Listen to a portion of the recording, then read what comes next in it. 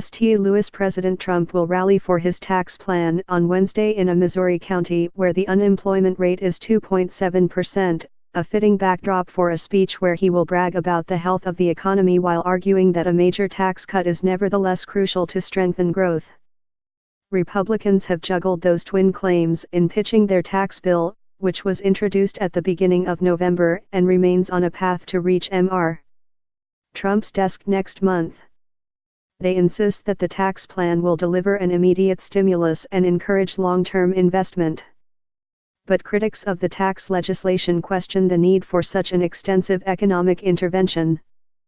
The economy is strengthening and unemployment is at its lowest point in 16 years.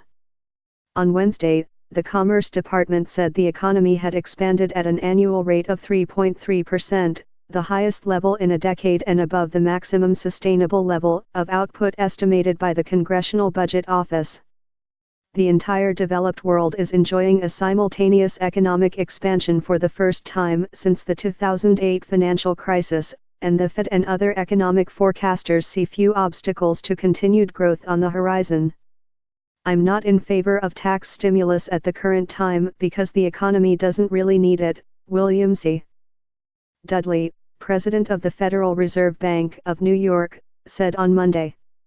The dispute about the economic impact of the tax plan is playing out at high speed because Republicans are rushing to pass the plan without the rounds of hearings and competing economic analyses that have shaped past efforts to substantially overhaul the federal tax code. Administration officials say that on Wednesday in St. Charles, Mr. Trump will ask Americans to imagine what is possible, economically, if the tax bill becomes law. He will emphasize the need to get this done for the American economy, a senior administration official told reporters on Tuesday night.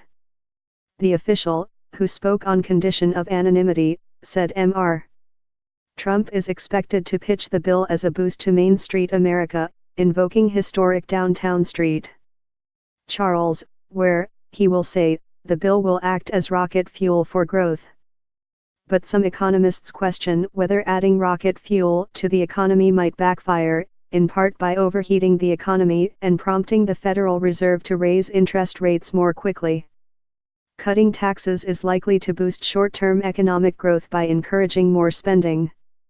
But Fed officials have warned that the American economy already is growing around the maximum sustainable pace, meaning that faster growth likely would cause higher inflation. The Fed could seek to dampen that effect by moving to raise interest rates more quickly. Economic growth appears to have stepped up from its subdued pace early in the year, Janet L. Yellen, the Fed's chairwoman, told Congress's Joint Economic Committee on Wednesday. "We welcome strong growth," she said, adding, "We're worried about trends that could push inflation above our 2% objective." Those concerns are shared by independent economists.